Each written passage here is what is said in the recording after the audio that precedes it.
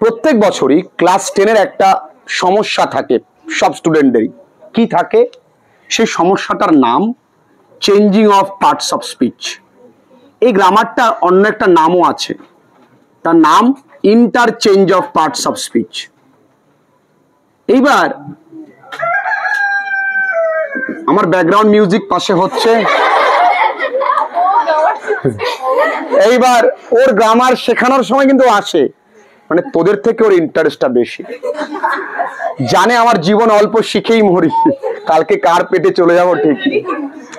তা যাই হোক, changing of parts of speech এই গ্রামারটা যতটা আমরা মজা করে শিখবো, সত্যি বিষয়টা ততটাই সহজ। এই জায়গাটা আমরা কোন ভুলটা করি বন্ধুরা, আমি প্রত্যেকবার বলি, এখানে কিন্তু আমাদেরকে মুখস্থ করতে হবে।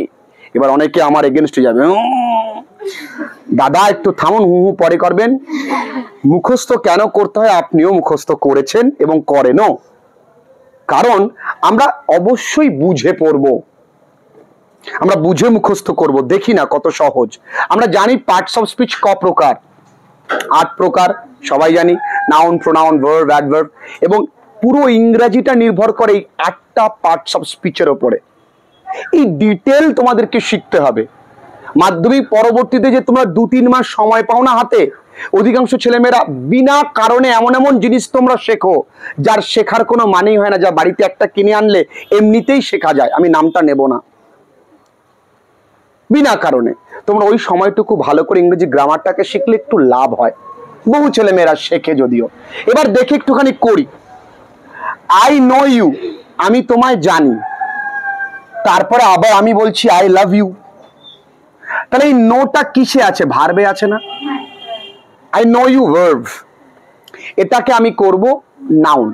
তাহলে আমি কি করতে পারি? আমার আছে, আই হ্যাভ, জ্ঞান, নলেজ, LEDGE অ্যাবাউট ইউ, তাহলে আমার তোমার বিষয়ে কি আছে, হয়ে গেল। তাহলে আই নো ইউ এর মানে কি দাঁড়ালো? আমার তোমার বিষয়ে জ্ঞান আছে। তাহলে এইটা মুখস্থ করা কোনো ঘটনা না। তবে পরীক্ষায় কিন্তু এইটা, যেমন নাউন, ভার্ব থেকে নাউন করলাম, পরীক্ষায় কিন্তু আবার এই নাউন থেকে ভার্বেও তোমাকে দিতে পারে। তো সব দিক থেকে কিন্তু তুমি প্রস্তুত থাকবে, নচেত কিন্তু সমস্যা। 2 নাম্বার, আই লাভ ইউ, তাহলে আমি করতে পারি আমার আছে ভালোবাসা তোমার জন্য, ফর ইউ, খুব ভালো কথা। তাহলে আই লাভ ইউ মানে কি? I have love for you. কত সোজা না? আচ্ছা, এটা মনে রাখা কঠিন। আমরা কত কত ফোন নাম্বার মনে রেখে দিই, ঝড়ের বেগে বলে যাই, মনে রাখি, মনে রাখতে পারি না। আচ্ছা, আগে গেল, জানা হলো, ভালোবাসা হলো, এবার প্রপোজাল হোক। হি প্রপোজড হার, সে তাকে প্রপোজ করেছিল, প্রস্তাব দিয়েছিল। তাহলে হবে হি গেভ আ প্রপোজাল, কি দিয়েছিল? একটি প্রস্তাব, কাকে? To her. কঠিন। তাহলে হি গেভ আ প্রপোজাল, তাহলে এই প্রপোজালটাকে যদি আমরা ভার্ব করি তখন কি যাচ্ছে? প্রপোজড। উল্টোটাও কিন্তু আমাদেরকে জানতে হবে, বারবার করে বলছি। 3টে ইজিলি মুখস্থ। I have knowledge about you, I have love for you, I, বাকি he gave a proposal to her. Easy. দেখি 3 number, he smiled at me. দেখো প্রত্যেকটা কিন্তু এই অবধি আমরা প্রায় নাউনই এসছি। হি স্মাইলড অ্যাট মি, সে আমার দিকে তাকিয়ে হেসেছিল। Smile at, laugh at, look at, সবকিছুর পরে অ্যাট হয়। হ্যাঁ, স্টেয়ার অ্যাট, সবকিছু কিন্তু অ্যাট হয়। আচ্ছা দেখি, তাহলে হি স্মাইলড অ্যাট মি, তাই আমি লিখতে পারি হি gave a smile at me, দিতে পারি। তাহলে হি গেভ আ স্মাইল, তখন হবে ফর মি, অ্যাট আর দেওয়া যাবে না। সে আমার জন্য একটা হাসি দিয়েছিল, তাই না? হি গেভ আ স্মাইল। কিন্তু তোমরা কি জানো হাসি কি দেওয়া যায়? এনে হাসি, তাহলে এখানে গেভ হবে না, এখানে হবে পুট আ স্মাইল। গেভ হবে না, কি হবে? পুট আ স্মাইল, পুট আ স্মাইল। গেভ কিন্তু আবার হাসি তো দেওয়া যায় না। এনে আমরা খুশির দিতে পারি। আচ্ছা, শি ওয়াজ সাইলেন্ট, সে ছিল নীরব। তাহলে সে নীরবতা বজায় রেখেছিল, তা লিখতে পারি she kept past tense silence। বন্ধু কঠিন। তাহলে আমরা যদি এই অবধি একটু ভেবে দেখি, একটাও মনে থাকবে না এমন তো না। আচ্ছা, এই সেম জিনিস একটা করি তো, যদি বলি হি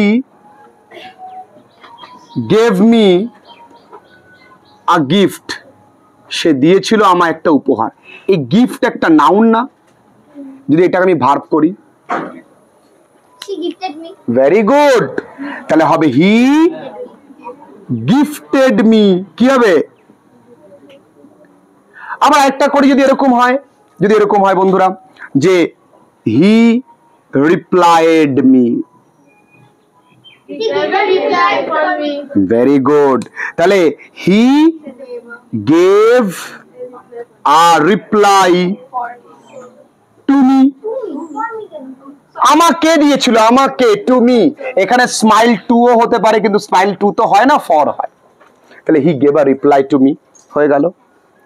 কিছু নেই তো কঠিনের মধ্যে, এর মধ্যে কোনো কিছু কঠিন নেই। যদি বলি হি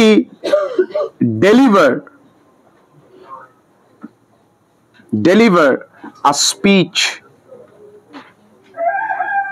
এই ডেলিভার আ স্পিচ, এই স্পিচ এটা কি নাউন তো, এটাকে ভার্বে করবে, এটা বাড়ির কাজ থাকবে, আমাকে জানাবে। আচ্ছা, he made an investigation of the case, সে এই কেসটার একটা তদন্ত করেছিল। কি হতে পারে? কিছুই না, একটু আগে করলাম না, এই রিপ্লাইটাকে কি হয়ে গেছিল? রিপ্লাইড। তাহলে ইনভেস্টিগেশনটা কি হয়ে যাবে? হি ইনভেস্টিগেটেড। কি হয়ে যাবে? Investigated. He investigated the case. শেষ। হি ইনভেস্টিগেটেড দ্য কেস। আচ্ছা, ধর এরকম করি যে হি ওয়াজ কনফিডেন্ট, সে ছিল কনফিডেন্ট, তাহলে আমি করতে পারি না হি হ্যাড কনফিডেন্স। তাহলে কনফিডেন্টটা কি ছিল বন্ধুরা? অ্যাডজেক্টিভ। করলাম কিসে বন্ধুরা? নাউন। কঠিন। যদি বলি হি ওয়ার্কস স্লোলি, এই স্লোলিটা কি আছে বলো দেখি? অ্যাডভার্ব। এটাকে আমরা করব অ্যাডজেক্টিভে, কিচ্ছু না। He, very good, he works in a slow manner অথবা ওয়ে। কিন্তু দ্রুতর ক্ষেত্রে যদি দ্রুত বলি, এই যে ফাস্ট, এই যে কোশ্চেনটা দে ওয়ার্কড ফাস্ট, তখন কি বলবো? দে ওয়ার্কড। একটু লক্ষ্য করলেই পারবো, ইন এ ফাস্ট পেস। যদি দুরন্ত গতি হয় তখন পেস হয়, পেস বলার বলে না, তখন কি হবে? They worked in a fast pace. ও বন্ধু কঠিন, কঠিন কিন্তু কিচ্ছু নেই। দেখো এটা হয়ে গেল। এবার আসো, হি ডায়েড ইন 1784, সে মারা। হ্যাঁ হ্যাঁ, হি। আচ্ছা, এরা বলছে হি ফেসড ডেথ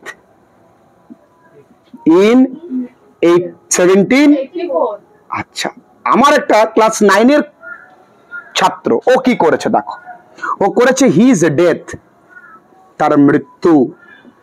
অকার্ড, ও শব্দ ভান্ডারটা লক্ষ্য করো, ইন 1784, তার মৃত্যু ঘটেছিল। অকার্ড অথবা হ্যাপেন্ড, তার মৃত্যু। এটা বেশি স্ট্যান্ডার্ড, এটা ভুল নেই, এটা স্ট্যান্ডার্ড এবং এটাই ভালো হয় করলে। দেখো ছোট্ট ছেলেমেয়েরা করছে, কেন পারছে? এবার তোমার প্রশ্নটা কেন পারে? প্রথমত ওদের ব্রেনটা প্র্যাকটিস করতে করতে অ্যাক্টিভ খুব। তোমাদের ব্রেন খারাপ না, ইনঅ্যাক্টিভ হয়ে গেছে। এই সামান্য মোবাইল ফোনটাকে ব্যবহার না করলে মোবাইল ফোনটা সুইচ অফ হয়ে যাবে, একদিন দুদিন 3 দিন পরে সুইচ অফ হয়ে যাবে। এটা ব্যাটারি হেলথ থাকে, কাজ না করলেও ব্যাটারি হেলথটা নষ্ট হয়ে যায়, হয়তো অটোমেটিক্যালি সুইচ অফ হয়ে যাবে। তো তোমার মোবাইলটা, তোমার এই যে চিপটা রয়েছে, কাজ না করতে করতে নষ্ট হয়ে গেছে। একটু কাজ করো, দেখবে তুমিও পারো। প্র্যাকটিস মোর, তুমি পারবে, ইজিলি পারবে, কোনো ব্যাপার না। পড়ে আছে কে? যদি বলি she was wise, she was wise, wise বলছি, she was wise। আচ্ছা এই wise এর নাউন করলে কি হবে? যেমন আমি কি করেছি, she was confident, তাহলে he was confident কি লিখেছিলাম, he had, তাই আমি লিখতে পারি she had wisdom। wise হয়ে গেল কি, wisdom, মানে জ্ঞানী হয়ে গেল জ্ঞান। আচ্ছা এবার আসো, he intended to take it back, কিছুই না, he had intention to take it back। কি আছে? কিচ্ছু নেই। এইরকম আরো দু চারটে করতে করতে না তোমার কাছে সহজ হয়ে যাবে। তুমি প্র্যাকটিস করো না তাই তুমি পারো না। তাই অযথা changing of parts of speech নিয়ে ভয় পাবে না, মাধ্যমিকে কোনো কিছু নিয়ে ভয় পাবে না। সব কিছুর দায়িত্ব আমার, আমি দায়িত্ব নিয়েছি। রাইটিং হোক, যদি আমরা অনলাইন পড়েই বা অনলাইন এরকম ভিডিও দেখেই মাধ্যমিকে 90 পার করতে পারি, 95, 6, 7, 8 করতে পারি, অফলাইন ছেলেমেয়েরা অহরহ করেছে, আমার দায়িত্ব।